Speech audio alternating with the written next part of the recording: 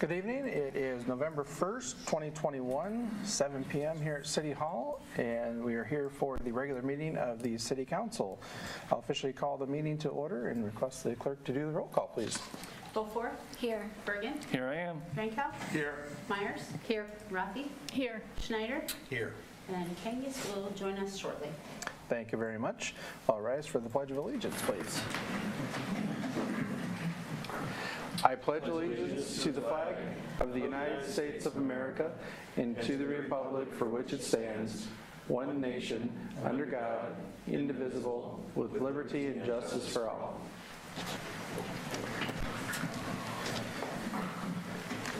Thank you, everyone. Move forward with item D, the approval of the agenda. I'll move approval of the agenda as presented. Second. Have a motion by Drenkow, second by Meyers. Council discussion, if any. Hearing none, all in favor say aye. Aye. Opposed, the same sign. Motion carries. Item E is the approval of the minutes. Entertain a motion. I'll move to approve the minutes for October 18th, 2021. Second. Motion by Beaufore, second by Rathe. Council discussion, if any. Hearing none, all in favor say aye. Aye. Opposed, the same sign. Motion carries. Item F is guest councilperson. For the month of November is Mr. Troy Collins at the invitation of Councilmember Beaufore. I'll let you further introduce. I invited Troy a while back because I like to invite people that show interest in the city. Or maybe have a lot to say about what the city is doing or maybe not doing. So Troy just seemed like he was very interested in what was going on in the city. So I appreciate you accepting my invitation. Thank you for inviting me. You know the rules of engagement as far as interaction with the council, you just don't have a vote. So I don't see any executive sessions on the horizon, but so that won't apply right now. We'll move on to Section G, public comments for items not on the agenda. Please limit your comments to 5 minutes unless additional time is granted by the presiding officer. All remarks shall be addressed to the council as a whole and not to any individual member.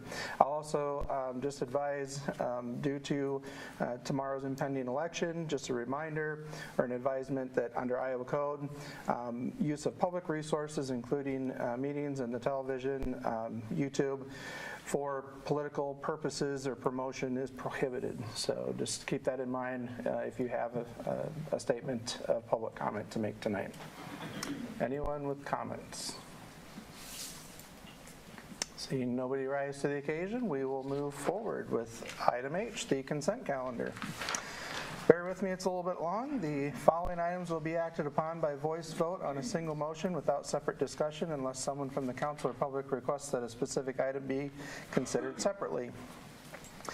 Item number 1 is to approve the purchase of a Lely WFR tow-behind fertilizer spreader from Davis Equipment Company for Corporation, Turf Works of Johnston, Iowa, in the amount of $5,940 for the Athletic Fields Maintenance Department.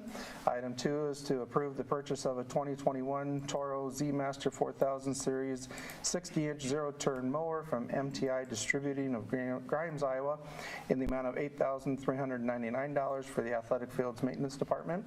Item 3 is to approve the purchase of a 2021 Cushman Hauler 1200 utility vehicle from Golf Cars of Iowa of Pleasant Hill, Iowa, in the amount of $9,914 for the Athletic Fields Maintenance Department. Item 4 is to approve the purchase of a 2022 half-ton 4x4 pickup truck from Rolling Ford LLC of Shell Rock, Iowa, for the total purchase price of $34,644 for the Water and Sewer Line Maintenance Division. Item 5 is a pay request from WHKS and Company for the 3rd Street Southeast Bridge removal for the amount of $2,379.59. Item 6 is a pay request from WHKS and Company for the WPC Facility Improvements 2020 for the amount of $60,117.95. Item 7 is a pay request from Farnsworth Group for the Public Services Center North Edition 2021 for the amount of $2,824.64. Item 8 is a pay request from Farnsworth Group for the 1st Street Northeast building renovations for the amount of $3,258.42. Item 9 is a pay request from Cardinal Construction Incorporated for the South Riverside Park and Shelter 2020 for the amount of $15,057. Item 10 is a pay request from Buildings and Grounds LLC for the South Riverside Plaza 2021 for the amount of $78,361. Item 11 is a pay request from Team Services Incorporated for First Street Northwest Reconstruction 2021 for the amount of $1,788.45. Item 12 is a pay request from Holland Hall Engineers Incorporated for the Youth Ball Fields 2019 Cedar River Park for the amount of $5,539.90. Item 13 is a pay request from Waverly Utilities for the Cedar River Park utility installation for the amount of $23,755.90. Item 14 is a pay request from Schneider and Associates for the Cedar Lane reconstruction for the amount of $3,305.25. Item 15 is a pay request from Baker Enterprises for the Eagle Ridge Drive and Cul-de-sac Extension 2021 for the amount of $30,003.23. Item 16 is a pay request from WHKS and Company for the Cedar River Trail Bridge for the amount of $3,406.72. Item 17 is a special Class C liquor license for Wartburg College. Item 18 is a Class B wine permit edition for Quickstar number 752. And finally, item number 19 is a Class C liquor license for Z's Pizza and Diner. Entertain a motion to approve. I'll move approval of the consent calendar as read by the mayor. Second. Motion by Birgen, second by Rathe. Council discussion. I have a question on the last three items, 17, 18, and 19. Those are approval of liquor permit applications, and there's no copy of the application actually included in the packets. I am very uncomfortable voting to approve something that I haven't seen. So, not that I'm opposed to these applications per se, but I would like to see the applications before I vote on them. So I'm going to move that those, I'm assuming the applications are available. They've changed. I think it's changed how it's documented. Well, the email says that the application has been submitted to local authority status and is currently ready for your review. So I would assume there must be some application that can actually be reviewed. So you're correct, there is. However, it takes our passwords to get into them. This, what you're seeing, is all that we can make out there for public viewing right now. So the fact that you know their alcohol license, the name of the entity, and when they want it effective for, and what type of license it is. That's basically what you get. If you'd like to come and see me tomorrow or sometime, I can certainly go through them with you. It's not a problem. Are the applications not public record? That I would have to ask the state. Okay. If they're public record, there shouldn't be a problem with having them on the agenda packet. Right, and that's how we used to do it. Right. They changed their software, and it's just been a headache for the last 6 months. I sympathize with you. I sympathize with you, Carla. Well, honestly, I understand that. sympathize more with the business owners. They are truly The state has frustrated. changed their entire process. From my side in the insurance world, it's completely changed. So I think we're going to have some growing pains here. Right. I'm concerned about, without even seeing who the owners are and his corporate name, but let me take a look at one of these other ones here. For example, Z's Pizza, Too Legit to Quit, Inc. There's no address. Usually there's a majority owner or a contact person or something like that. There's nothing like that on here. If we're going to be approving these applications, I guess I would like to see the application and not just an email that says we've received an application. Okay, well, like I said, if you would like to do that ahead of a council meeting, I'm certainly more than willing to share that information with you. Okay. And I'm happy to check into with the state as well, but this is pretty much what we get. Well, I'm probably going to get shot down on this, but I'm going to move that items 17, 18, and 19 be struck from the agenda until we get further clarification about what information is available to us. This is all we've gotten for the last 6 months. It might be the first time we actually looked at it. Okay. Even the email itself is telling us there's no reply at Salesforce. We can't even reply back to this thing. They just send it, and that's what we're getting. I mean, you can't even reply back to the email. It'll go nowhere. That's, the title is no reply at salesforce.com on behalf of the Iowa ABD license. So what's, We don't like it either, it's just, this is what they're giving us, and this is all we're getting. So Carla, are you able to see like the insurance application and the stuff we used to get? Yes. And the ownership percentages, that sort of thing? Right, and it doesn't come to me until after the dram is certified by the insurance company anyway. So it's So you're checking to make sure their insurance is up to date and you're vetting those, or? well, I mean, we check, but The state it is. doesn't even come to us until that insurance is up to date Yeah. and the dram is certified for the next annual year. So does it have to meet the state requirement before it comes to you? Is that what you're saying? Yes. That is correct. The business that is applying for the application has to take out a surety bond with Right. the state in order to even submit the application, so that's definitely in place. The insurance company has to do that first before anything else proceeds. So out of respect for Rod's motion that he has on the table to withdraw 17, 18, and 19, is there a second? okay, before this dies, and I told you, I knew I was probably going to get shot down, but, so what is the purpose of us even approving these applications if we're simply approving an email that says these people applied for this? The only purpose I can see is if a member of the public comes and objects, and we can dig it into it a little bit deeper, but that to me seems, I'm afraid that we're abdicating some responsibility by simply rubber stamping these applications, but if that's the way the state wants it to be, then that's, I guess, the way it is. I think you've hit it on the head that that's the way the state wants it to be. I mean, I think that we used to have more information and we can make some decisions, and I think the state is doing its best to kind of remove us from the decision-making process. I don't know if there's anything we can do about it. You know, if you want, you can contact your legislature and, say this is a problem, but I think that's kind We're of... still a filter for problematic applicants, and these aren't, and we should just move on and approve them. So out of consideration of the rules of engagement with the consent calendar, Mr. Drenkow, would you like those three to be considered separately? It doesn't take a motion, honestly.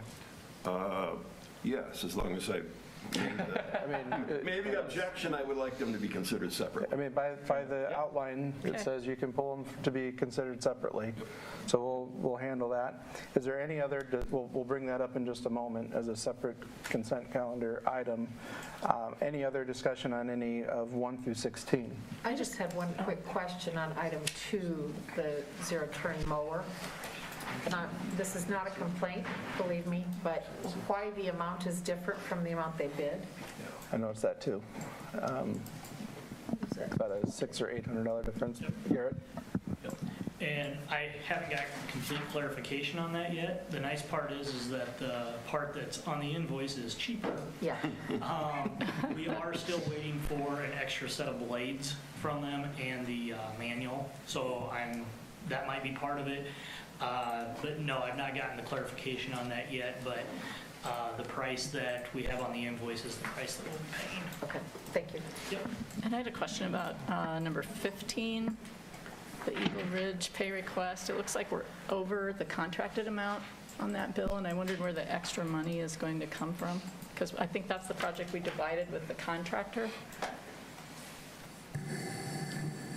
We've been collecting a lot of money all along with from the contractor or the bank. Yeah. And we have enough protection to pay off all the rest of the Okay, just looks like we're developers. over the amount that included the contingencies.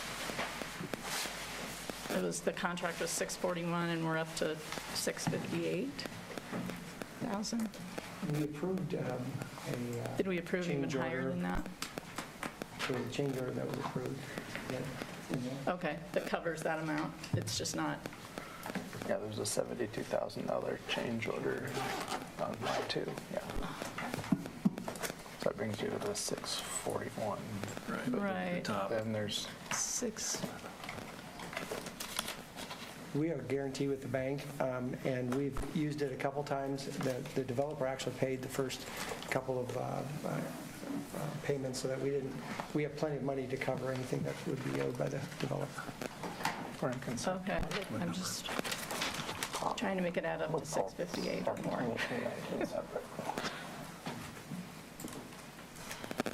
I have Yes, sir. comments on items 2 and 3, and mine is kind of twofold, because we seem to be doing two different things we're not following the same set of rules. First off, my first question is, because I dug into this afternoon and I compared models and so forth and so on. So item 3, statement, the summary statement on it says staff chose the 2021 model as it has the lowest quote and is available on the lot, when the bid spec called for a 2022. Okay, so we've completely gone away from spec. But then when it came to the zero-turn mower on item 2, we threw out 2 bids from Miller True Value because they do not meet spec. So I think we're playing games here with our specs first and foremost. The second part of it is, if we look at the mowers, the Miller True Value mower comes in about $465, the one that they are willing to accept. But if you look at the features and all that fun stuff, it is actually a little better quality mower than the one that we've accepted. And according to the bid, if you look at the specs on it, it's got a higher horsepower motor, it's got a better transmission, so forth and so on. The one that they rejected is actually closer to the one we accepted. The one we rejected for $7,600, the specs actually are pretty darn close to the one we accepted. So part of it is why are we playing these games first and foremost? Secondly, why are we not using our local businesses and we're going down to Des Moines to buy our equipment? Both of these items are not being locally sourced. We have competitive bids that are close. The ones that we're not selecting employ families. The businesses pay taxes in our community. Their employees all pay taxes in our community. The business owners are actively involved in our communities and contribute to our communities, not just by having a business, but other ways. So I guess my question is why do we have we follow 2 different directions on following spec first and foremost, and both times our local businesses lose? So that's really my question for everybody. When we're gonna spend the taxpayers' money, I understand it's a little bit more for the local guys, but that revenue stream stays within the community. So I have a little bit of a problem here, just kind of how we're going about it. Are we going to follow spec or are we not going to follow spec? Because we're doing 2 different things on 2 different bids simultaneously here. So maybe Garrett could talk about why the staff decided on the mowers they did? Absolutely. For one, when you talk about the Miller True Value, the 2 at $7,600 and the other one at $7,149, they did not meet the specs, and so they were thrown out. Okay, what was your spec? I don't know. I don't know. Sure, and I don't have the spec sheets with me as to what was all spec'd. Yep. But I do know that they did not meet specs. Okay. When I look at the model to model, I did the research today. They're very close. Sure. And so that's my question is... I would have loved an email from you, and I would have been able to... I didn't catch it till today, and so I researched it today, because I didn't have the agenda till, and I apologize for that, so I don't mean to catch you off guard, but I just... Nope, but flat out, they just did not meet what we had spec, and I don't know what all comes across in the specs that you were reading, for the models. I got the printouts of you on them, so... I understand. But they didn't meet the specs, so that's why those were thrown out. That's why we ended up going with the one from MTI and Grimes. It was available right away on the lot. We needed it right away. We've got it. You're using it already? That is correct. Okay. Yep. The other, you commented about 2021 or 2022 model. Yep. Our bid sheet that went out does say current model. Okay. So that's why we went with the 2021, because the 2022s are typically not available until later. And so that's why we went with the 2021 that's sitting on the lot that we can get within about the next 2 weeks if it's approved. Okay. Is there anything else? No, I I just want to make sure I got everything answered that. Yep, you nope, asked. I kind of disagree that, we're this close, and is it always bottom dollar? I get it, I get it. No, I'm just asking the question because you're part of the answer and then the rest of the question goes to them. As far as that goes. Thank you. Thank you, Garrett. Thank you. Any other items on 1 through 15, or 16, actually? Hearing none, all in favor of approving 1 through 16 of the consent calendar? Say aye. Aye. Opposed, the same sign. Motion carries on 1 through 16. Standing on their own as a group, 17, 18, and 19, is that okay, Mr. Drenkow, or would you like them individual? No, that's fine. Group? Any discussion on those items? I just have a question for Carla. So what you see from the state eventually, that eventuality is before we see it on our agenda for approval, or is it after? It's before. So is there any way to even just do screenshots of what you see, or is that even useless in terms of what you see? Yeah, this system is really restrictive as far as what we can do.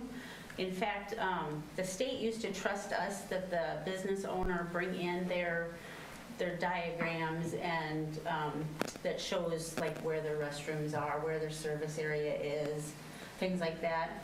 Now we have to download so that they can upload them and have them on their system. They're just really, I don't know. I want to say squeezing us, but it's not. They're just really restrictive right now. So, and I would agree with Rod that it is public information, and I will call them, but I just really don't have any more answers for you tonight. Sure. Thank you. So, I think I can see the reason why they're doing this is to take it out of the realm of politics. If there's someone who maybe isn't very popular in town and they deny that person's application, not because there's any reason to deny it other than just that person is not very popular. And having this process down in the state of Iowa takes a lot of that kind of thing out of it. It does still allow the council, if there are some concerns about a particular establishment that maybe are not revealed in the application, such as they've had a lot of complaints about noise or garbage or something like that that doesn't show up on the application, that the council still has the opportunity to deny that application or at least postpone it. I just don't like the fact that we're approving something that I don't even get to see. So that's my objection to it. I understand the reason for it and I sympathize with it. I don't like approving things that I don't see. Okay. Any other comments? All in favor of approving 17, 18, and 19 of the consent calendar, say aye. Aye. Opposed, the same sign. No. Approved on voice vote. Moving forward to Section I, regular business. Item number 1, Resolution 21-157, a resolution approving contract with MSA Planning and Design Studio for a city comprehensive plan, bike and pedestrian trail plan, and park and open space plan, including a master plan for Memorial Park. Entertain a motion. I will move approval of Resolution 21-157, approving contract with MSA Planning and Design Studio of Ankeny, Iowa, for a city comprehensive plan, bike and pedestrian trail plan, and park and open space plan, including a master plan for Memorial Park, for a sum not to exceed $200,000. Second. Motion by Birgen, second by Rathe. Council discussion. Now, I'm actually going to hand it over to James and Jim and Shannon to Yes. further introduce. As we've discussed prior, we went through even the budget a year ago talking about the need to upgrade our comprehensive land use plan. It's a decade old, same age as the park and open space plan. Memorial Park will need a master plan for that separately with the aquatic center, and that's where most of the cost is going to go as well. So we decided instead of doing these all separately, we have a data collection point for every plan separately. It comes fatigued for the community, answering 4 different sets of questions. doing it all together saves us money. It's a cheaper plan overall, and then you still get the 4 separate plans. So 15 firms took the RFP, 5 we interviewed or responded, 4 we interviewed, and a joint group of staff, a couple different commissions that are involved in this. It was pretty unanimous that the selection was for MSA to do this, and they're going to do the presentation they gave to us as well, and hopefully with that you'll kind of see why we selected them. We kind of feel that they had the best data collection, the best public engagement, which is what these plans are really all about. If you don't have good public engagement, you don't have good plans. So I know there's people that assume they're just going to do this for us. That's not their job at all. Their plan is to facilitate this through the public, the commissions, the council, the public in general, the kids. They've worked with that before. They pull everybody in, and their job is to get as many people possible to do this, and they have by far the most robust engagement plan of anybody else, and you get what you pay for, and this is well worth it, I think, when you look at a decade going forward. In fact, with Memorial Park, it might be 50 years, considering that pool is 55 years old, right in there. So we don't exactly swap pools out very often, so this is a very long-term park plan, as you'll kind of see in the presentation. So with that, I'll have Jim Holt and Shannon Gap come up from MSA, and they can run through the presentation. Thank you. So I'm Jim Holtz, and this is Shannon Gap. We're both with MSA Professional Services. Actually, our project manager for the overall project, Chris Jansen, couldn't make it. He's quarantining, unfortunately, so he apologizes for not being here. Otherwise, he was planning on being here. So this is a skinny down version from what we gave at the interview. Otherwise, we'd be here a lot longer than you want to. So I'll try and make it as brief as possible. But if you have questions, go ahead and stop me. Shannon's going to come up and do a portion of it, and I'll jump over and handle the slides. But if you want to go ahead and move forward. So this is our team. We actually have 3 different firms that are going to be working on this. We're the lead firm. We also have an aquatics expert, Councilman Hunsacker, out of Dallas, Texas, that's going to be working with us. We'll give a little bit more information on them here shortly. Tool Design is going to be helping with the bike and ped plan. Since a lot of times these would be individual plans on their own and large endeavors by themselves, we really felt that we needed, a good group to lead these individually, yet all at the same time. James mentioned, survey fatigue and public meeting fatigue, and I think it's a great idea to do all of these at once, but it's still going to be a big process. So Chris is actually going to lead the engagement plan and the comprehensive plan. We have a planner out of our Madison office working directly with Shannon that's going to be leading the park and open space plan. We've got a landscape architect that for MSA that'll be leading the Memorial Park master plan, and then Tool Design is actually going to lead the bike and ped plan. But we've got crossover in all of it. With the engagement, we'll have members of each team involved, so we're hearing what's going on at all those public input points. A little bit about MSA. We're about 380 people. We're an engineering and planning consultant. We've got 4 offices in Iowa: Dubuque, Cedar Rapids, Ankeny, and Bettendorf. I'm out of the Dubuque office, Shannon's out of the Cedar Rapids office, Chris is out of the Ankeny office. So we've got most of the state covered just in this project alone. We've got some folks out of our Madison office helping out as well. Go ahead. We're 100% employee owned. I did want to mention that because we're very proud of that. We just got through employee ownership month, and we feel that gives us a little more impetus on providing good service to you. We take pride in the fact that we're 100% employee owned.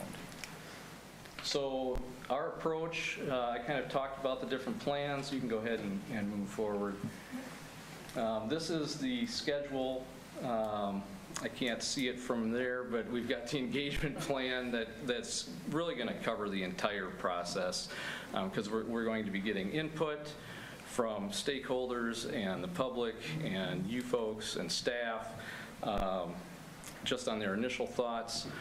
We're going to take that, kind of come up with some concepts, get reaction from everybody, and then come back with a kind of a final draft, get everybody back together to take a look at it and see what their thoughts are.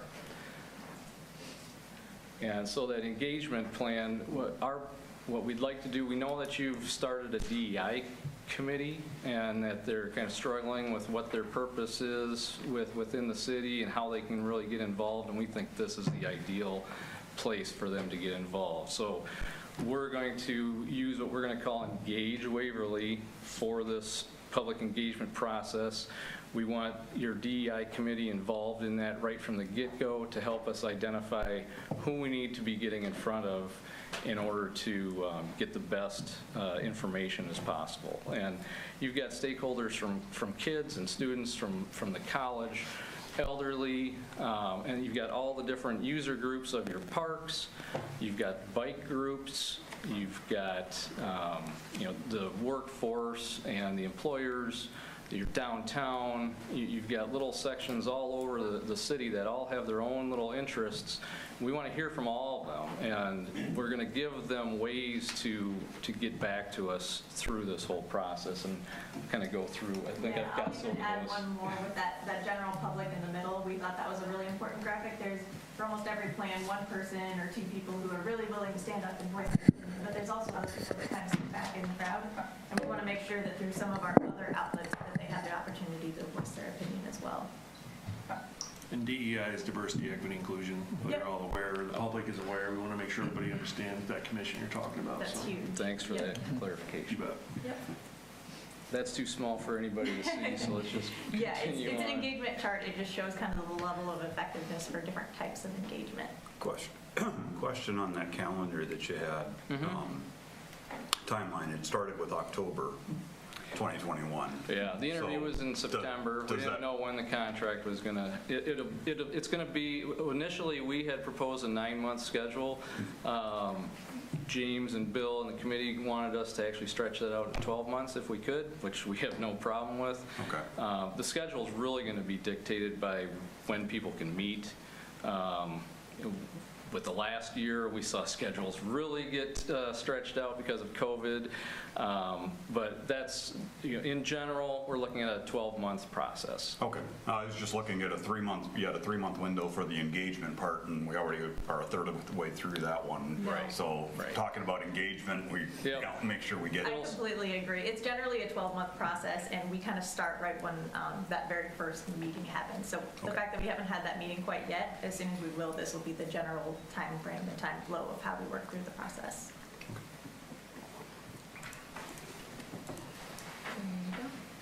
Okay, so instead of October, we'll probably be launching that in possibly November yet, more likely December, so that we can look at calendars, see what I'd like to do is actually, you'll see we've got a number of events in here. We're going to want the DEI committee to kind of, well, that'll be the Engage.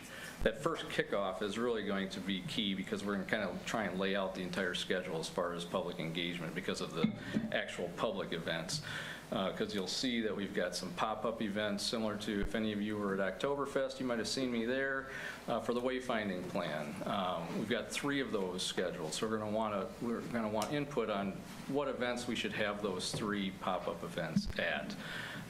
Trying to get a cross-section of the community, maybe not all the same people at those events. So, yes? Where do you find the most success for those pop-up meetings, like especially during the winter months? Yeah, I know you do have a Christmas event in the downtown. That might be a good one. We've done that elsewhere where we could find a warm place to set up, but people were coming through maybe to use a public restroom or something like that. So we'd catch them coming in. I did this in Williamsburg, and I actually set up in City Hall there right on the square, and they had their restrooms open, plus they had people coming in to grab candy and that sort of thing. And so I was in there getting input. I can't remember, Chris just did that. Depending on the time of year, farmers markets have been really effective. But that's and what else? Well, the Oktoberfest. any of your festivals that you have, I've been to a football game, I sat out front at the gate, and as people were coming in, would give them information, we'd give them a QR code they could scan, and then at halftime, they're like, oh, I can do something at halftime now, and they're going through it there. Our online surveys and that will also be available through text, which is something that is not always available. So it's a new system that we're using so that we can actually have people that might not have internet access, but almost everybody has text access. And so they can, and kids, they love text, so that they can easily go in and fill out the exact same survey through text. So we plan on giving that information, to the schools, trying to get it out to as many people as possible so that we can get as much information back as possible. Get on that slide. We also, we've got the formation of Engage Waverly. We've also got some walking and biking tours, which we'll invite, the public on if they want to come along. We'll identify up front where we're going to tour, when we're going to do that. It's probably going to be cold for some of that, but that's just the time of year. So Tool will be here to facilitate the bike side of it. I probably will do that. I like to bike, so I'll probably be involved in that. I'll probably be involved in both. But now, I know that Leisure Services has had some walking and biking tours through, I think it was the Blue Zone. Are you aware of that, and can you make use of that? We can definitely make use of that. And that's really the very first step, is to gather all the plans that you have.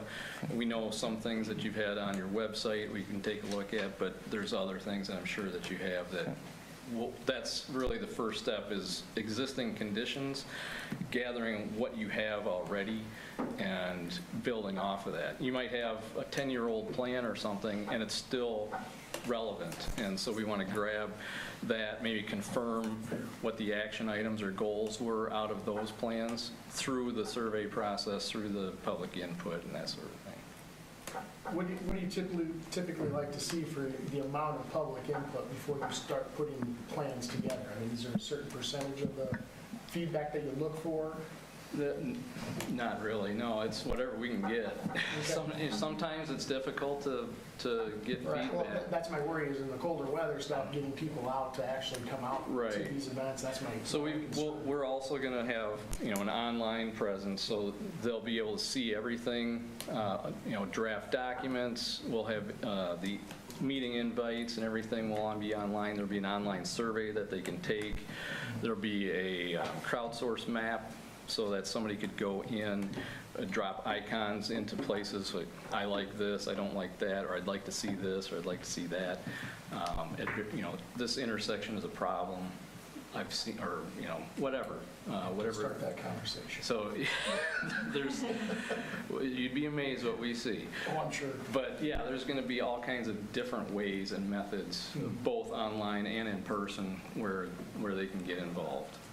And as far as how much, there can actually be too much, because we're just synthesizing, but whatever we can get, we're going to take. But we've only got so much time, so we usually just keep that open, like those surveys and that we'll keep open throughout the whole process. So if anything new pops in, we can take a look at it and see where it fits into where everything else has been. Yeah, there have been instances too where if we're not getting the survey results we want, we'll do another push. Sometimes if we're not getting enough from a youth crowd, we'll do a specific youth engagement survey.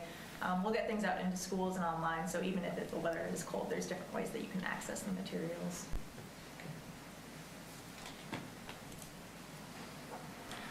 We're also going to have some educational tools, a little planning 101. So in those initial meetings, what we like to do is explain what a comprehensive plan is, what this park and open space plan actually is, and what a bike and ped plan is, so that everybody's kind of coming at things from the same direction. They understand where the city's coming from, what you're trying to accomplish, so that their input then is more meaningful. I talked about Engage Waverly already. I don't think there's anything more to add there. So then the second group of months, we'll have stakeholder group interviews, where we'll We'll come out for the day, and we'll have scheduled times to meet with some specific people that have been identified by the Engage Waverly Committee, including the DEI Committee, so that we can get some one-on-one conversations with some folks, that they don't want to give their input in front of a group. It could be, the manager at Nestle. Maybe he doesn't want to talk about business stuff in front of a public meeting, but has some very specific ideas on some things that need to happen and is willing to share that with us through that process. So it just makes it a lot easier. And a good example is property owners in your downtown. In other communities where I've seen, you might have some property owners that maybe there's been some not so great relationships between the landlords and the city for whatever reason. They're not really willing to come to the table and talk, but they'll talk to a third party about what obstacles they feel are in their, what perceived obstacles even are in their way of maybe redeveloping their property or improving it in some way, and then we can help foster that so that we can come up with a plan on helping them that gets you what you want. Talked about the walking and biking tours. And it's just kind of ongoing as far as the public engagement there. I think that's I think there's a little bit more. Oh, that's just an example of the pop-up meetings. Yep. Just like the Waverly Oktoberfest we had. And then a little bit more about adoption and the draft. And then we'll have, once we have a pretty good final draft, we'll have a public open house where people can come and go. It'll be, it might be a 4-hour period so that we can catch people coming off of work or before then. So there's a long enough period of time that most everybody can come, see what's there, react to it, give us their thoughts, and they can move on, or they can stick around the whole time. We do like having that long span of time. It's nice if you have different project boards that people can kind of walk around and look at them at their own pace and kind of meet with you individually rather than having a large group setting. Yeah, and this one will probably be longer actually because of the various things that we've got going on. I mean, you got Memorial Park, you'll have the whole park plan, you'll have the bike ped plan and the comprehensive plan. So there'll be a lot of things for people to look at. With our comprehensive plans, there's a lot of maps showing a lot of information, and so yeah, they're going to need some time to take a look at that.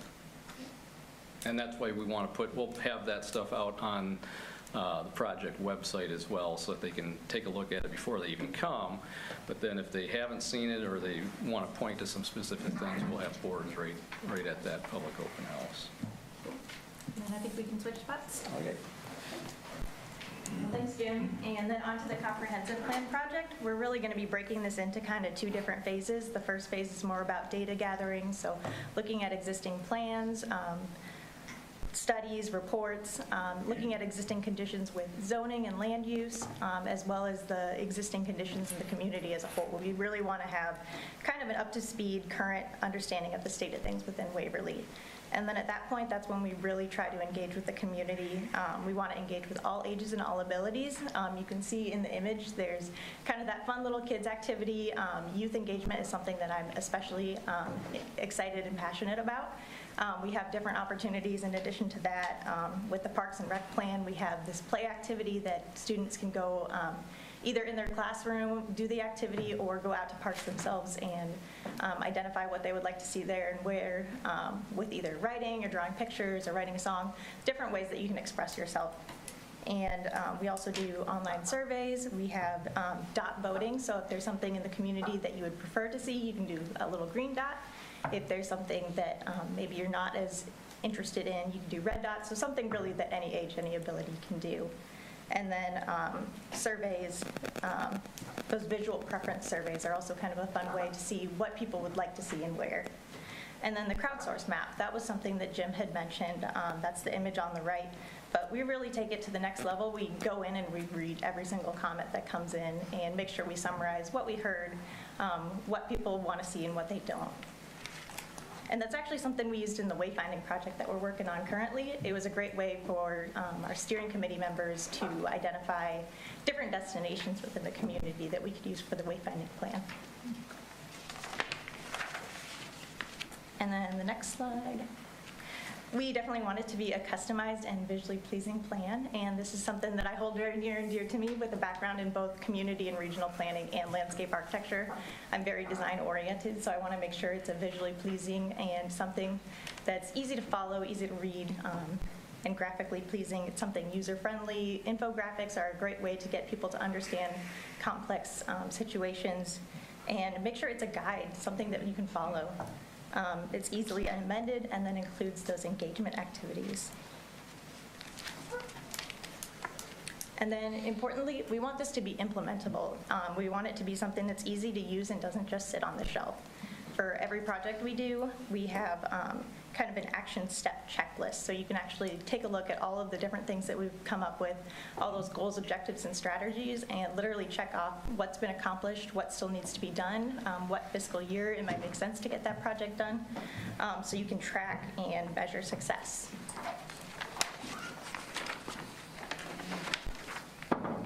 And then for the park and open space plan, this is something I'm really passionate with, having those two backgrounds. I'm going to be working with Becky Vince. She's phenomenal. She's really great with parks and recreation.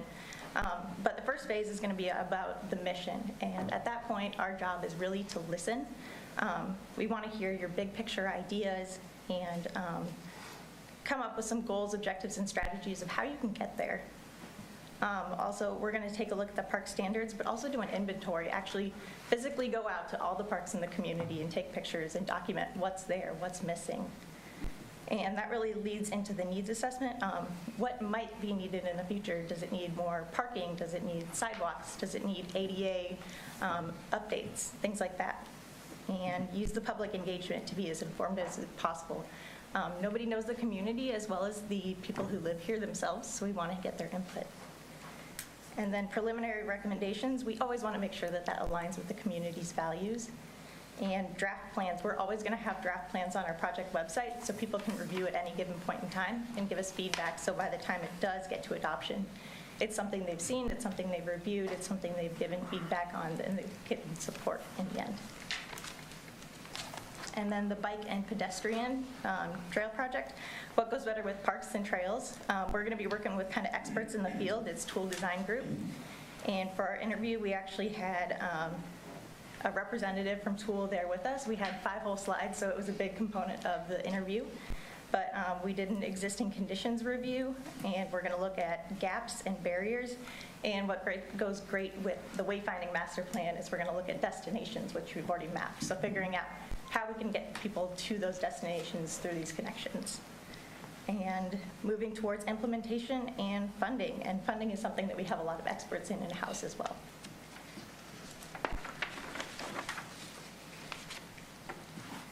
And then the Memorial Park Master Plan. This is something that's going to be included in the Park and Open Space Plan, but we thought that this was a big enough project that it deserved its own master plan as well. There's a lot of different possibilities with this park moving forward. We're going to have Dan Schmidt from our team working on it. He's a professional landscape architect and a certified play safety inspector. And so it's something that he is really interested in, and I'm excited to work with him. He's going to be working on the programming for the park as well as the concept development and a more refined master plan. Below is just some examples of visualization techniques that we've used in other parks in the past. This was one in Wisconsin, but we're going to be coming up with a couple different examples for Memorial Park so people have something to react to once we've taken all of the ideas that we've heard. And then coming up with budgets, which is really helpful for funding. And then we've got another expert joining our team. Go ahead. On that point of the budget, have you been given parameters to work within? Or is this just pie in the sky? No, so we have, it's on the very last slide of our presentation. Then we'll get there then. That's okay, fine. yep. You're good. Yep. We've kind of got them set for the different plans. Yep. But we have an expert in-house for the aquatic piece of this, which is really important as well. It's with Councilman Hunsacker. He works all over the United States. He's in Texas. But his big focus is going to be right-sizing the pool for Waverly, making sure it's the right size, it's the right fit. He's done projects like if you look at the middle image, it was kind of adding existing features to an existing pool and making it more up to date with what the community wanted for that specific example. And they're already familiar with Waverly as they worked on the W. They did, yep. And then visualization techniques. So Dan, who's working on Memorial Park, his group does these all the time. And what's really great about them is they can show what something could look like, and at minimum, it gives people something to react to. So in this project, there was a dead end, and it was really just showing people what it could look like to get a more pedestrian-friendly connection to what they were developing. And those are really quick and easy ones to do. Some of the more challenging ones are these actual models, and this was a really exciting one. There's an entire model and video of how this kind of came into fruition, but if you look at the image on the right, that's actually that same stair step that's in the model leading up to that splash pad. And there's nothing more exciting than after all of that planning and effort to get to the ribbon cutting and seeing the community so excited about, what came to life for their community.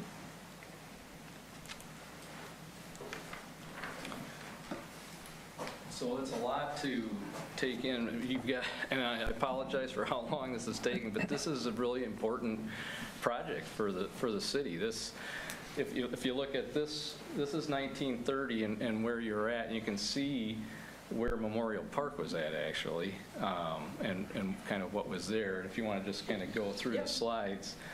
20 years later, Memorial Park looks kind of the same. Yep. Memorial Park still looks the same 40 years later. There's a pool now. Yeah, you added the pool. Yep, jumped to 2017. And all the way up to now, you can still kind of tell that there was a track there. And even, there's been a lot of growth, and, some of it has been great, some of it maybe you're not as happy with. And so this process is going to help you kind of dictate the next 100 years of Waverly. And, the pool, it's been there over 50 years. The next one hopefully will be there just as long. And so it's a big decision. And so you want the public involved in those decisions. Your bike trails and your pedestrian walkways, that makes a community a home. And, it's a big decision as well. All of these are just huge decisions, and that's why we've put the scope together that we did, the team together that we did, and I really actually applaud staff for bringing this all together under one umbrella, because it does make sense to do all these at the same time because they are so interconnected. Any other questions for us? I can get to that last slide. Oh, but budgets.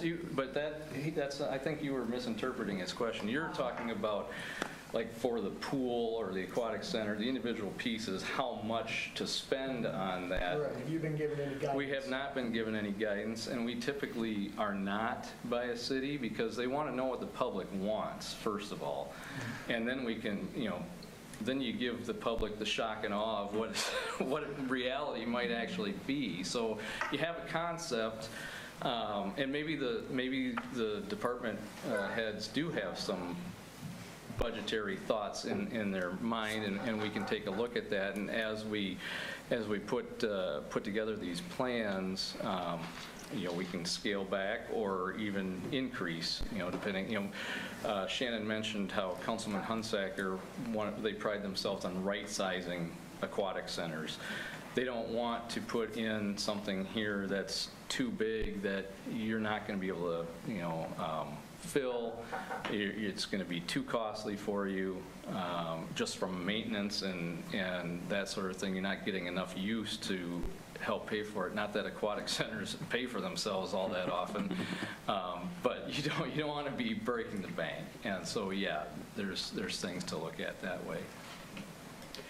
So kind of to that point, a year from now, let's say, we get sort of the completed project plan from you guys, and then we've all acknowledged it could be 5 or 7 years or even more before some of that is implemented. So obviously, you can't tell us, okay, if you do this exactly the way we've recommended, here's what it will cost you.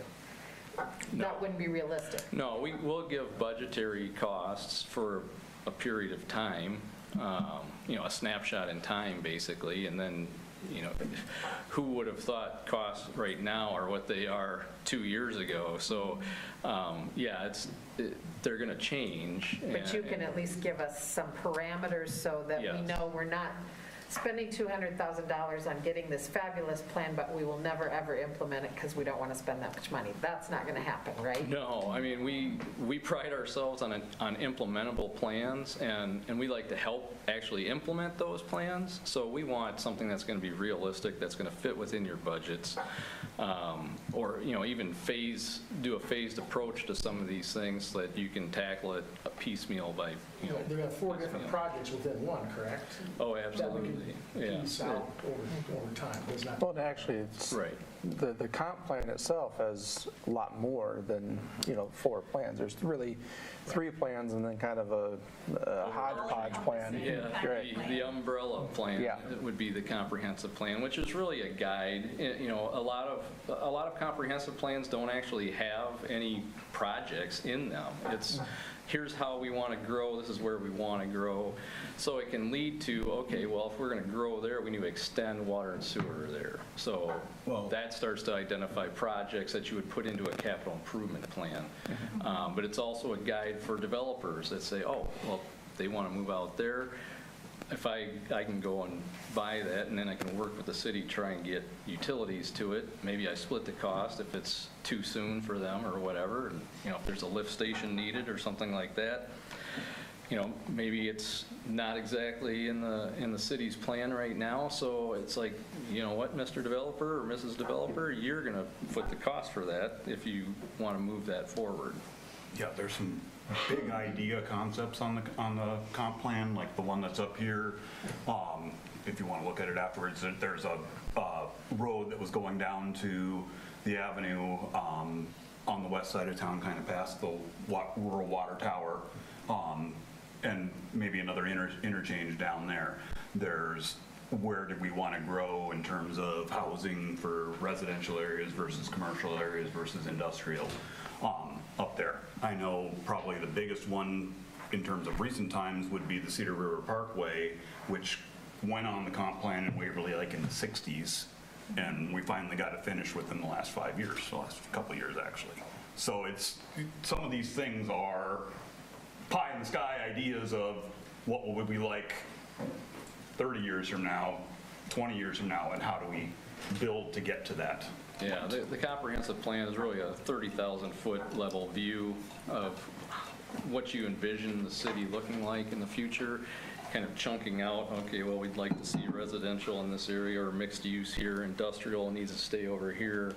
We need more. And then the park and open space plan is still kind of a high-level view at the overall park system, taking a look at walkability to existing facilities and, okay, where are some gaps? Okay, well, this area in general could use another park.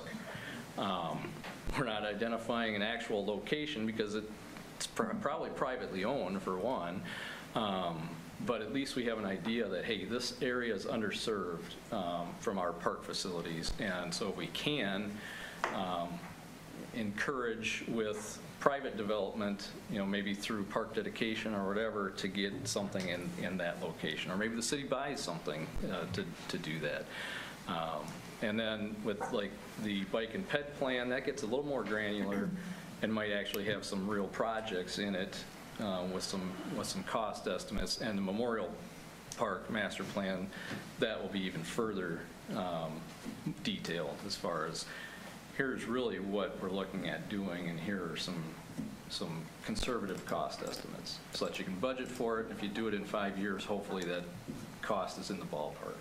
I agree. I think with that implementation matrix, that's really where you can kind of get into some of those ballpark figures with the parking trail plan. Maybe it's, linear feet of trail at a 10-foot width. I mean, you can kind of come up with general cost estimates with information like that. With Memorial Park, you can look at typical play equipment. You can look at some of those budgetary items and come up with some general ballpark figures and potential fiscal years to look into getting those implemented. I think what's important to realize is that your entity is working with Gina and James to have in the back of your mind what that budget is. I mean, it's not, the city doesn't have a blank checkbook to hand out for this, and so it's seeing where we are with our capacity and all those types of things, and not wasting your time putting together a plan that we would never be able to implement. Absolutely. Right. And phasing is huge as well. Correct. Yeah, So- and again, it's the city's plan, it's not our plan, so it's not what we think you should do. It's, as we're hearing what people are saying, we might say, well, here's something very similar in another community that we've seen. Is that something you like? And Shannon talked about visual preference surveys, so when we start to hear those things, we'll try and think of, okay, we saw this here, we'll grab that, and we've got this other idea over here. We'll grab that and put it in a visual preference survey. Which do you like better? And then the public can say, yeah, we really like that, and then we can start to get a little more refined. And usually the public is going to be more realistic than most with what they want and what they know is going to fit the community. You'd be surprised too. Sometimes community members don't even want those pie-in-the-sky ideas. I worked on a park and rec plan in one community, and their biggest thing throughout the entire process was they wanted to maintain and improve what they already had. They didn't really want anything new. They wanted to get those sidewalks improved. They wanted to get those weeds pulled, things like that. So sometimes the thing that the community really wants isn't always that expensive either. I like that you guys keep bringing that up, your statement of wait to see what the public wants, and bringing that up and again, and making sure it's the right fit, the right size, and really getting in with, the schools and talking to the students, the young people. So I really do appreciate that, and that really puts me at ease that you guys have the public in mind and first. So. I'd have to agree with that the more buy-in you can get from the public, the less contentious it gets. Well, not only that, but the easier it is to implement. Right. Especially on the park side of things, because a lot of park stuff is through donations and private fundraising, and if the public's not bought in, they're not going to donate. And so if we've listened to them well, you're going to see it through the fundraising as well, because they're going to be like, yep, that's exactly what we said we wanted, and I'm willing to put my money into that. Absolutely. And one funny thing, at Oktoberfest I was there, and somebody pointed out to me, which I did not know, and I'm sure all of you do, but that Hawkeye, the Marvel Avenger, this is his hometown. So I've already been talking to equipment reps to see if they've worked with Marvel and Disney to see if we couldn't, find some funding from them to say, hey, here's our Hawkeye theme park. So we'll see where that goes, and maybe the public doesn't even want that, but we'll see. But at least I want to know. I'll bet you get the kids vote. I think it was your organization, and because I talked to a lot of them at the league conference. Oh. I think it was your organization that did the dollars. You gave everybody 10 Monopoly monies. Wasn't that you guys? Somebody gave 10 Monopoly money, and then there were boxes, and you could spend your budget on certain things. So it really was a really good exercise that that brings the money conscious side of it, that I can only spend, that's my vote. If they really like something, they put all 10 of their dollars in that box, or they spread it out against 10 items, but there were 20 items in the room. So it was a really good, tangible way, and just not to give a dot to this one because that's the only one I liked, and I can't tear it in half and put it here. So I love the thinking outside of the box and including everybody with different things, the youth engagement, and getting it to their level that they can understand. We have people that engage on Facebook, and we have people that don't. We have people that don't have internet access. We have people that go to the library every day and are bookworm type people that give me a piece of paper survey that I can fill out. That type of thing. And you're willing to encompass and engage by all facets that are available. Yeah, And we always do, that online survey that we do, we always make hard copies and have it available like here at City Hall or the library. And then we'll take those hard copies and we'll actually enter them in. Exactly. So that it's easier on our end to tabulate all that information. Yeah. Anything else? I just have a quick question, and I'm pretty sure I have the answer to this, but for clarification, I'm looking at page 29 of your proposal, where you had the little chart, like what's on your slide there with how it's, the $200,000 is broken out among projects. Then on this page, it's kind of got it broken out by hours of each of the people that's going to be working on it. Am I understanding correctly that those 3 charts are what led to the 200? Yes. Correct. Okay, thanks. Yeah, that's just showing you how we kind of arrived at those numbers, but here are the people that we anticipate doing the work and how much time and effort we believe that each one of those will have. Okay, thank you.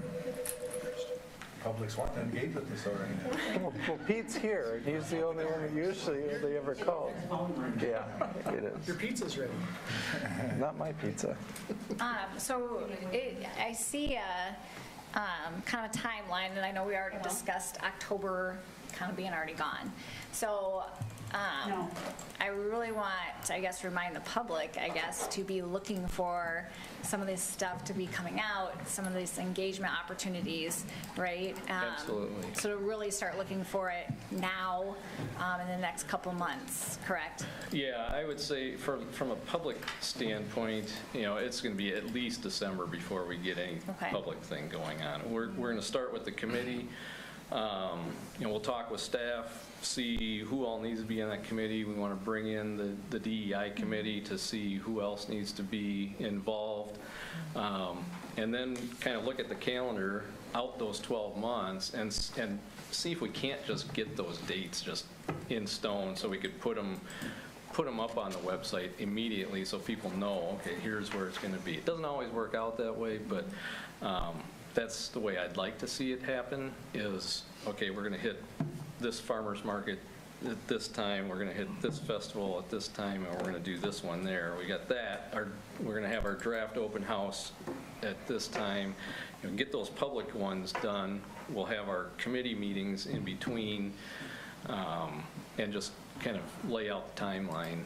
I'd say the quickest way we could get it rolling is getting that project website started on our end. We've already got a crowdsource map that we had started for Waverly, so that's something that we could put right into that project website, as well as a community input survey. And then once we had that first steering committee meeting, it would give them time to kind of vet it, see if it's the way they want it before doing a public promotion, and then everything would be all out at the same time. Okay. Really big push. And you guys would push like at the schools and stuff as well? Yeah, well, we're hoping to really have the DEI committee help us with some of that. We'll provide materials and links and all of that. If, we're going to identify some stakeholders. So if the school is like one of the largest stakeholders, and we can only interview so many people. So, but we can, we can have the group that we meet with in terms of the steering committee prioritize who those stakeholders are, and then we'll schedule times with each of those. But as far as hitting the schools, if we're not going to the school ourselves, we're going to be getting the schools involved by giving them the links, giving them the text information, whatever they need in order for the kids. The kids are going to want to do it digitally, so we already know that. But we do get them at those pop-up events. Meetings. They'll show up, and especially once we, because once we have things for them to react to, they like looking at maps as much as the next person. That's true. Anything further? Hearing none, roll call, Carla. Beaufore. Yes. Birgen. Yes. Drenkow. Yes. Kangas. Yes. Meyers. Yes. Rathe. Yes. Schneider. Yes. On a vote of 7-0 with 0 absent, Resolution 21-157 is approved. Thank you. Thank you. Really look forward to it. This is going to be a fun process. It's going to be long, but it's going to be a lot of fun. And you don't have to stick around for the rest of the meeting. If you do, I'm sure one or two of us would like to possibly speak with you, but no obligation by that means. So, item 2, Resolution 21-151 is a resolution approving contract, bonds, and certificate of insurance from Miniwa Construction Incorporated for the 3rd Street Southeast Bridge Removal 2021 project and authorizing the mayor to sign the contract. Entertain a motion. I'll move approval of Resolution 21-151, approving contract bonds and certificate of insurance for Miniwa Construction, Inc. of Harmony, Minnesota for the 3rd Street Southeast Bridge Removal 2021 project and authorizing the mayor to sign the contract. Second. Motion by Schneider, second by Birgen. Council discussion.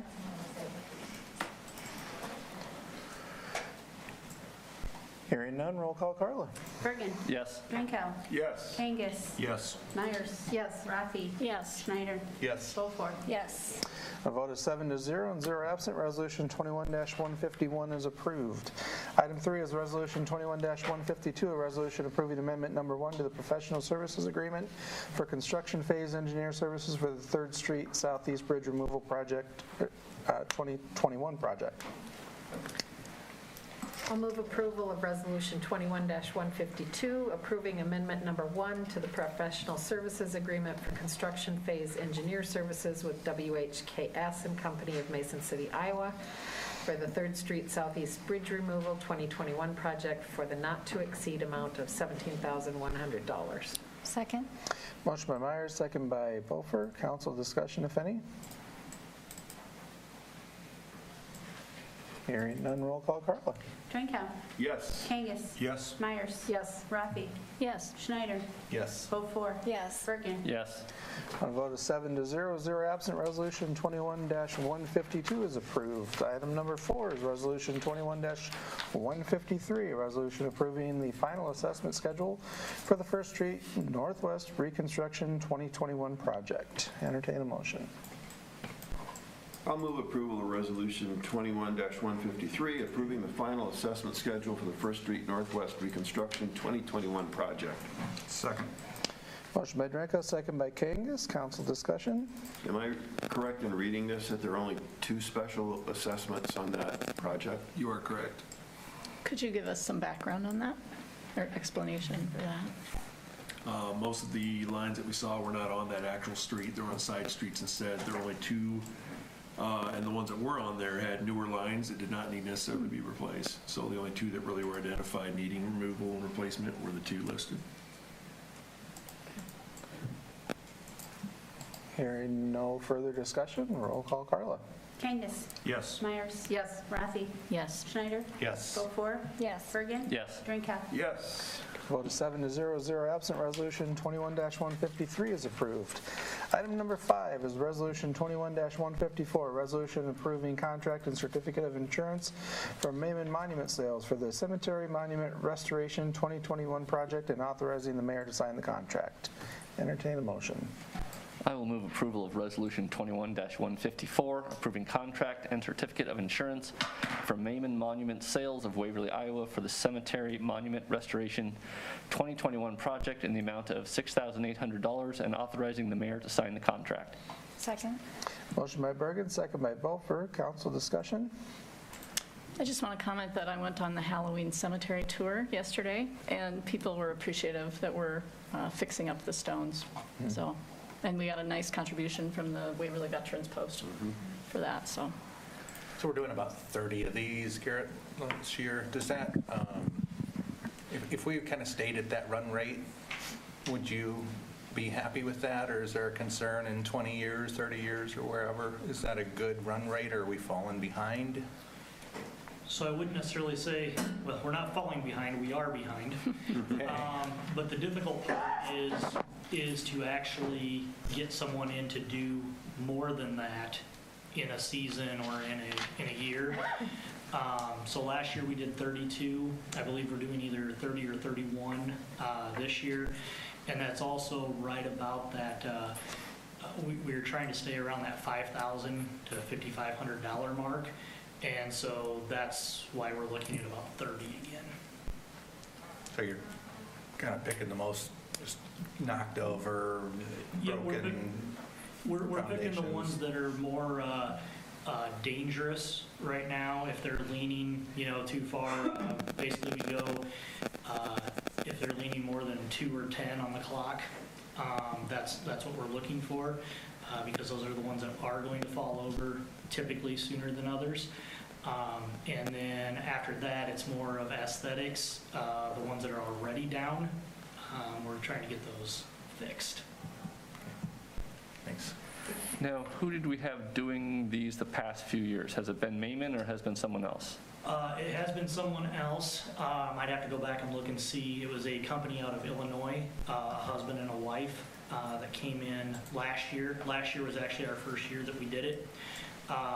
And they did 32 stretching for about just over 2 weeks, 2 to 3 weeks they did the work in August and September. But I don't recall the name of that company. And they did not bid this year? They did not bid, no. They did have, we did send it out to them, but they did not bid on it. So is it accurate to say that if there are people that want to contribute, like the Veterans Post did, that they can contact your office and discuss that? Absolutely, yep. If anyone's interested in donating to the project, and that's the thing too, is if we do get more donations, we can do more stones. We're just trying to keep it at about that, $5,500 a year. But, thanks to the veterans the last year from their spaghetti supper, we were able to go up to, just under $6,800 total. All right. Roll call, Carla. Meyers. Yes. Rathe. Yes. Schneider. Yes. Beaufore. Yes. Birgen. Yes. Drenkow. Yes. Kangas. Yes. Vote is 7-0, 0 absent. Resolution 21-154 is approved. Moving forward with item 6, resolution 21-155, a resolution approving contract and certificate of insurance from Yoder Construction of Northeast Iowa, LLC, for the Parks Shelters roof replacement project and authorizing the mayor to sign the contract. Entertain a motion. I'll move approval of Resolution 21-155, approving contract and certificate of insurance from Yoder Construction of Northeast Iowa, LLC of Waverly, Iowa for the Park Shelters Roof Replacement Project in the amount of $9,610 and authorizing the mayor to sign the contract. Second? Motion by Drenkow, second by Beaufort. Council discussion. I have to say I'm glad to see we're doing this. I understand some of the members of Lions were threatening to go out and start work on the roofs themselves, so I'm glad that we're preempting that and getting this done. I wasn't one of them. I belong to that organization, but I'm not a shingler. Any other discussion? Hearing none, roll call, Carla. Rathe. Yes. Schneider. Yes. Beaufort. Yes. Birgen. Yes. Drenkow. Yes. Kangas. Yes. Myers. Yes. Vote is 7-0, 0 absent. Resolution 21-155 is approved. Moving forward with item 7, resolution 21-156, a resolution accepting the Living Roadway Trust Fund, LRTF, grant funds to be used towards the purchase of a no-till drill seeder for the Vegetation Management Division of Leisure Services. Entertain a motion. I'll move approval of Resolution 21-156, accepting the Living Roadway Trust Fund, LRTF, grant funds up to $10,000 to be used toward the purchase of a no-till drill seeder for the Vegetation Management Division of Leisure Services. Second. Motion by Rathe, second by Birgen. Council discussion. I would like to raise a concern. Do we really need this? During last week's presentation, there was a photo up of one of our city tractors pulling a seeder that we either rented or borrowed. How often are we going to use this? Do we need to spend the $8,149? I know we get a $10,000 grant, but I have a feeling that we don't need to spend money on a piece of equipment that's going to spend most of its time in storage. So I would say if we're able to rent or borrow it from somewhere else within the city or wherever we got that one, I would like to reconsider that we maybe take a look at a different approach here and save some money for the city. The one that you saw in the photo was actually from the county. They were nice enough to let us demo it so that we could see what we would be looking at to possibly purchase. We will use it quite often as we're moving forward. In the vegetation management department, we've got a lot of areas that we want to get seeded with either natural grasses or some prairie flowers, or what's known as fluffy seed, I guess. So, I mean, we're looking at doing some roadside ditches that are in town, detention and retention areas, and then anything that we want to plant as prairie as we move forward here in the future. So I do think that we will be using it quite often. You know, again, the county was nice enough to let us borrow it to demo it. That's not what we are planning moving, you know, going forward, is to be using the county cedar. I'm assuming that means that the county is using theirs so often that they couldn't lend it to us. Typically, yes. So, Yep.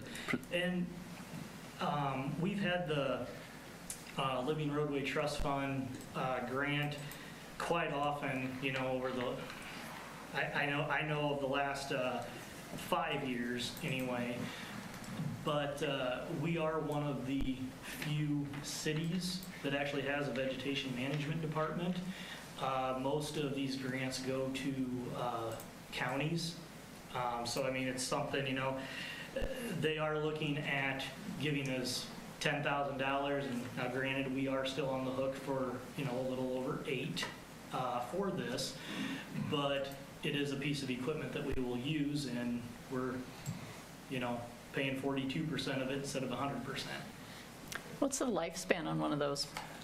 We shouldn't be looking at getting a new one anytime soon. I don't know what the actual lifespan is, but I mean, I'd be surprised if it didn't last for 20 years. Probably a piece of equipment that's, you know, shedded and, you know, the minimal maintenance to it, And but that's still just it. maintenance All- upkeep. And all of our So, stuff stays under. any other questions, comments? Hearing none, roll call. Carla? Schneider. Yes. Beaufore. Yes. Bergen. Yes. Drenkow. Yes. Kangas. Yes. Myers. Yes. Rathe. Yes. Vote is 7-0 with none absent. Resolution 21-156 is approved. Item 8 is Resolution 21-158, a resolution to publish notice of intent to accept an offer to purchase 3 parcels of land owned by the City of Waverly and setting a public hearing to accept an offer for the purchase of land. Entertain a motion. I'll move approval of Resolution 21-158, directing publication of notice of intent to accept an offer to purchase 3 parcels of land owned by the City of Waverly and setting December 6, 2021 at 7 p.m. in the council chambers of City Hall as the date, time, and place for a public hearing to accept an offer for the purchase of the land. Second.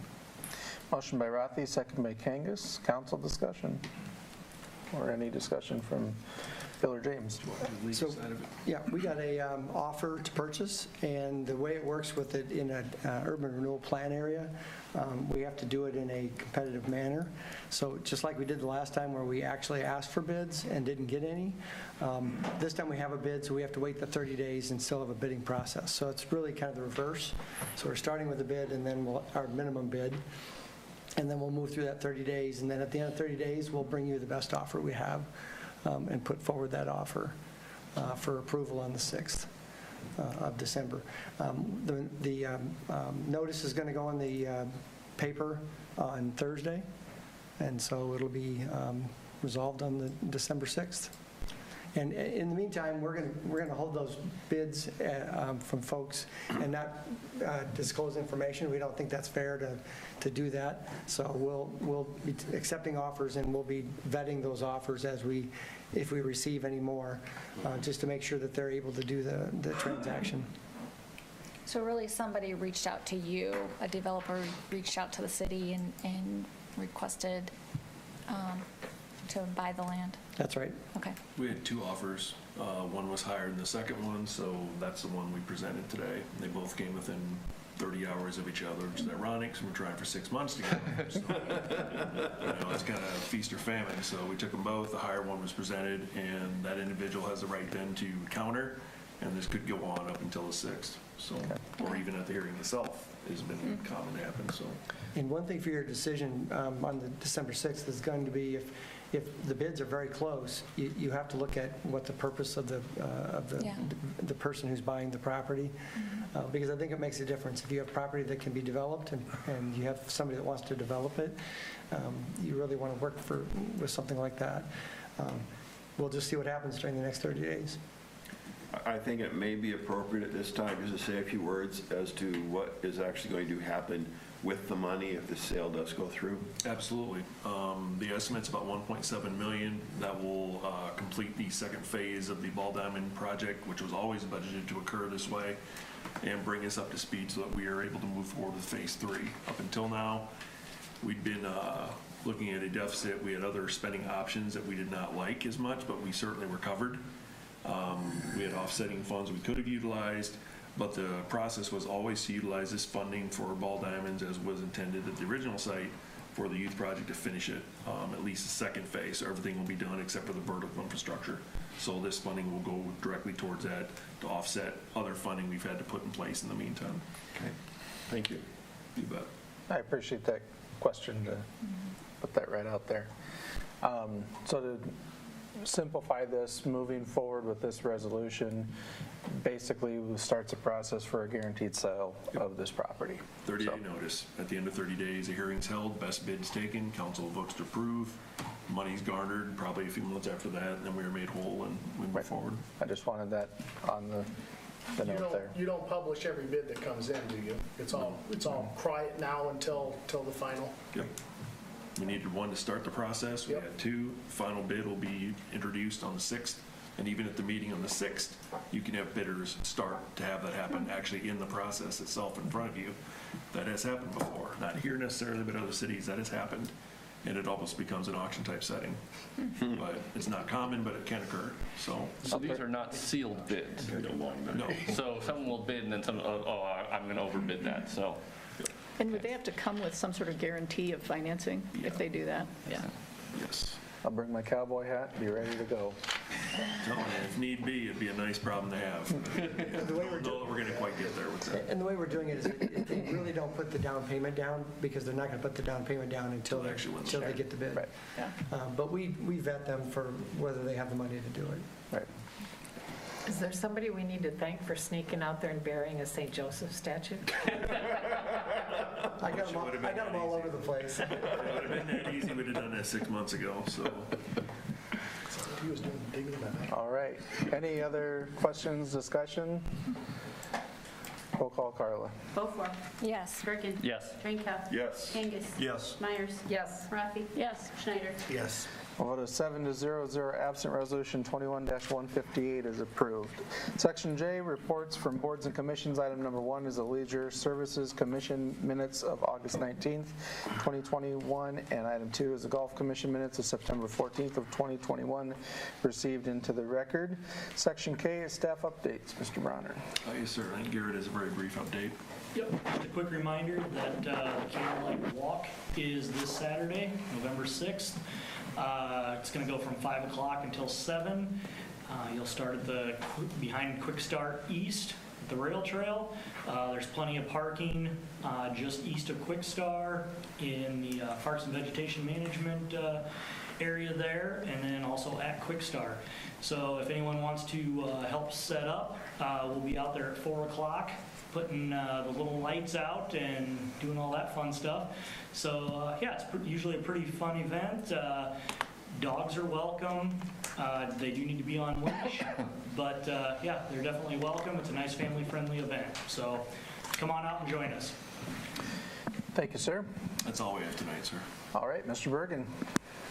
Well, 2 quick things. I want to, of course, encourage people to get out and vote tomorrow. City and municipal elections, school board, hospital board, so get out and vote tomorrow. I want to remind people that next Sunday, daylight savings time ends, so be ready to throw off your schedule completely. The other little longer thing is I appreciated looking at the minutes for October 18th. That was a meeting that I missed. But I have to agree with something that Councilman Schneider said about us having to take another look at the painting on Bramer Avenue.